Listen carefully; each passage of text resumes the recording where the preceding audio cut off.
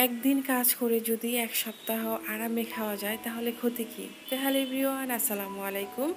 চলে আসলাম নতুন একটা ব্লগ ভিডিও নিয়ে। আজকের ভিডিওতে থাকছে ভেজিটেবল হোয়াইট খিচুড়ি, ভর্তা, ডিম, বেগুন ভাজা অ্যান্ড চিকেন।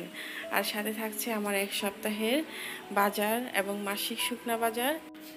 যদি আজকের ভিডিওটি ভালো লেগে থাকে তাহলে যারা আমার চ্যানেলে নতুন আছেন বাট এখনও সাবস্ক্রাইব করেননি, প্লিজ আমার চ্যানেলটি সাবস্ক্রাইব করে পাশে থাকা বেল আইকনটি প্রেস করে রাখবেন যাতে নিত্য নতুন ভিডিও দেওয়ার সাথে সাথে পৌঁছে যায়।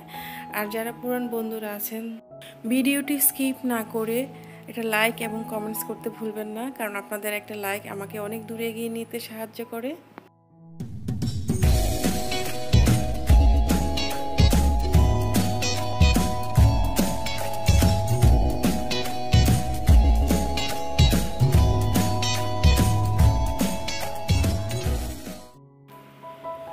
আমি সব সময় মাসের শুকনা বাজারগুলো একসাথে করে থাকি, যাতে হচ্ছে বারবার দোকানে যেতে না হয় কিংবা বারবার হ্যারাস না হয়।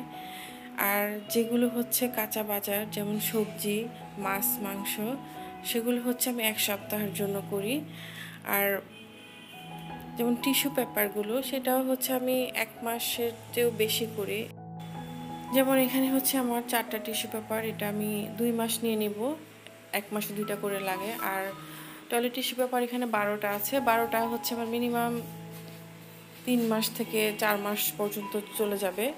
আর এখানে আমি হুইল পাউডারটাও নিয়েছি 8টার মতো, হাফ কেজি করে। চাল, খিচুড়ির চাল, পোলাওর চাল সব কিছুই আমরা মানে 1 মাস হিসেব করে কিনি। আর মাছ মাংসটা হচ্ছে আমি এক সপ্তাহের জন্য কিনি। আর এই সপ্তাহে আমি একটু মাংস বেশি খাবো, কারণ আমার অন্য প্ল্যান আছে। মাছটা রান্না করতে গেলে অনেক বেশি হ্যারাস হয়, যার কারণে আমি মাছটা একটু স্কিপ করেছি। আর মাংস হচ্ছে আমি এভাবে ধুয়ে রাখি, কারণ ধুয়ে না রাখলে কিন্তু আপনার যে মাংসের মধ্যে রক্তটা থাকে সেটা লেগেই থাকে সহজে, পরে আর উঠানো যায় না। আর এটা খাওয়াও ঠিক না, ভিতরে চলে যায়। তবে রাখলেও এটার টেস্ট নষ্ট হয়ে যায়, যার কারণে আমি বেসিন সিঙ্কের মধ্যে বেশি করে পানি দিয়ে ভালোভাবে ধুয়ে দেন হচ্ছে আমি রাখি। আর মাছটা আমি কিভাবে সংরক্ষণ করি সেটা আমার আগের অনেকগুলো ভিডিও আছে, আমি কিভাবে মাছ ফ্রোজেন করি, মাংস ঠিক একইভাবে ফ্রোজেন করি। এখানে আমি হচ্ছে আজকে মাছ ফ্রোজেন পদ্ধতিটা আপনাদেরকে দেখিয়ে দিব। আর এই যে মাংসটা ধোয়ার পরেও কিন্তু হচ্ছে অনেক সময় থাকে, আর গিলা কলিজাটা আমি হচ্ছে আলাদা করে রেখেছি যাতে অন্যভাবে রান্না করতে পারি। আর এখানে আমি এবার বেশি মাছ নেই নাই, শুধু একটা রুই মাছ আর তেলাপিয়া মাছ নিয়েছি এই সপ্তাহের জন্য।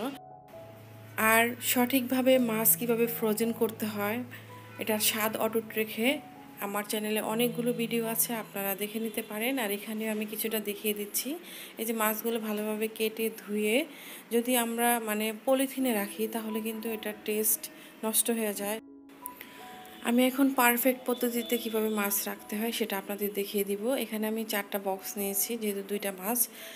এই 4টা বক্সে মাছগুলো ভালোভাবে ধুয়ে যেই কয়টা আপনি রান্না করবেন ঠিক ওই পরিমাণেই হচ্ছে প্রতিটা বক্সে রেখে আমি দেন ফ্রিজে রেখে দিব। অবশ্যই ডিপ ফ্রোজেন করবেন, আমরা সবাই জানি সেটা। আর মাছটা অবশ্যই ভালোভাবে ধুয়ে নিতে হবে, কারণ ভালোভাবে ধুয়ে না নিলেও কিন্তু এটার মধ্যে একটা গন্ধ থেকে যায়, যার কারণে হচ্ছে আমি ভালোভাবে ধুয়ে দেন আমি প্রতিটা বক্স এয়ারটাইট করে রাখবো যাতে এটার মধ্যে কোনো ধরনের বাতাস না ঢুকে, কারণ বাতাস যদি ঢুকে তাহলে কিন্তু ফ্রিজের একটা গন্ধ এটার মধ্যে চলে যাবে। আর এইভাবে যদি রাখেন তাহলে মাসের পর মাস কিন্তু এটার স্বাদ অটুট থাকবে। আর নর্মালি আমরা পলিথিনে রাখলে কিন্তু 1 মাস দূরের কথা, 1 সপ্তাহ পরে খেলেও কিন্তু এটার একটা গন্ধ বের হবে।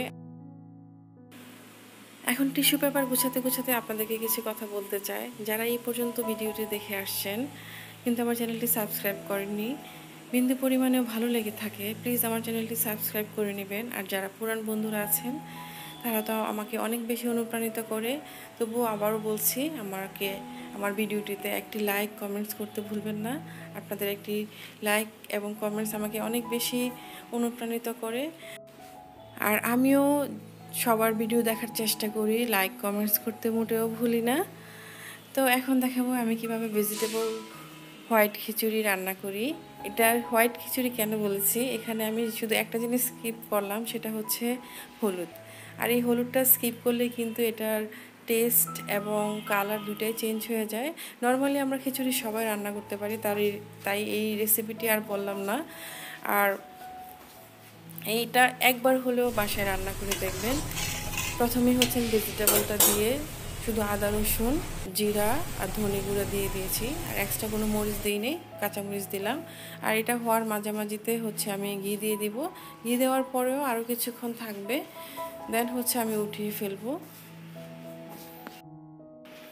আমি অফ ক্যামেরায় আরও অনেক কিছু রান্না করে নিয়েছিলাম, সেটা আপনাদের দেখাবো না। এটা হচ্ছে মুরগি ভাজা, মানে মুরগি নর্মালি যেভাবে ভাজতে হয় বিভিন্ন ধরনের মশলা দিয়ে, ঘরে থাকা উপকরণ অবশ্যই। আর ডিম ভুনা, আর তার সাথে থাকবে বেগুন ভাজা, আর 2 ধরনের ভর্তা, কালো জিরে ভর্তা আর হচ্ছে শুটকি ভর্তা। এগুলো তো মানে এগুলোর সাথে খুবই মানায়, যার কারণে একটু আমি যখনই খিচুড়ি কিংবা খুদের ভাত রান্না করি তখন এই টাইপের আইটেমগুলো রান্না করার চেষ্টা করি, আমার ফ্যামিলির সবাই পছন্দ করে। তো হোপফুলি আজকের ভিডিওটি আপনাদের কাছে অনেক বেশি ভালো লেগেছে। যদি ভালো লেগে থাকে তাহলে প্লিজ আমার চ্যানেলটি সাবস্ক্রাইব করে পাশে থাকা বেল আইকনটি প্রেস করে রাখবেন, আর অবশ্যই লাইক কমেন্টস করতে ভুলবেন না। তো সবাই ভালো থাকবেন, সুস্থ থাকবেন। আল্লাহ হাফেজ, আসসালামু আলাইকুম।